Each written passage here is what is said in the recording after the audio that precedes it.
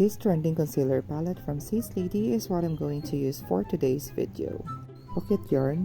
Hello, Norvin here. And dumating na ang aking in-order from TikTok Shop. So, buksan na natin. And ito yung trending na concealer palette from TikTok Shop. This palette contains 4 colors that we will be using today. And voila! As you can see, may mga sumpa na dapat i-conceal.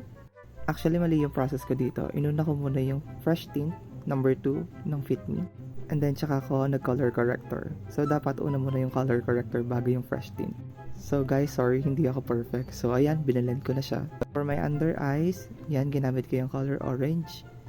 Hindi ba mukhang tanga?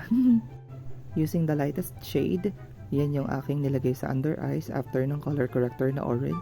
So, blend lang. Darker shade para mas spot conceal. And then, gamit ko na tong Careline Contour Stick. Lagay lang tayo sa nose and hindi ako nagko-contour talaga dahil ayoko magmukhang mapayat lalo. Ang ganda all day for my brows. So, lagyan muna natin yan.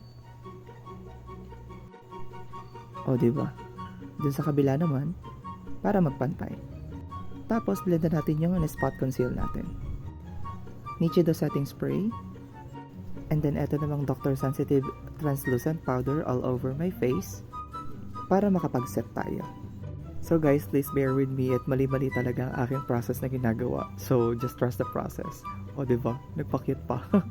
So, using this Everbilena palette, I'm using the brown color for my eyes. I don't know what's the name of it. So, yan. Sa taas and sa baba lang ng aking eyes. O, diba? Blend lang. And trust the process. And yung konti, nilagay ko na lang din sa nose ko. Yung mga natira. O, diba? O, diba? Nagkakaroon na ng dimension ng mukha ko. For blush, this Vice BT21. Yung color red kasi wala na akong ibang color dyan. Wala naman akong pink. So, red, nilalagay ko lang siya sa nose ko. And sa my apple of cheeks.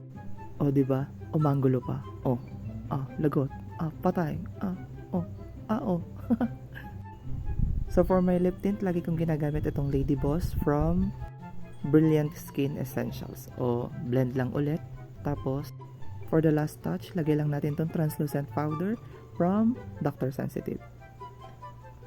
Blending is the key. Oh, lagot. Patay.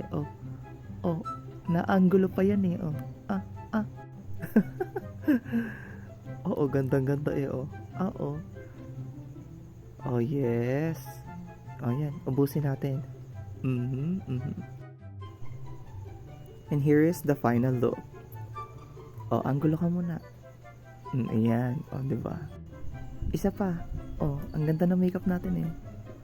Ayan ilaban natin yan. Sige. Anggulo ka pa sa kaliwat sa kanan. Lagot. Baka naman. Pakit pa eh. Hala pa tayo lagot. Special thanks to my evil eye necklace from Ate Roxanne. All in all, this contour palette from Sassy Lady is the best. Yun lang, bye for now. Mwah. Pakit pa yan eh. Bye-bye.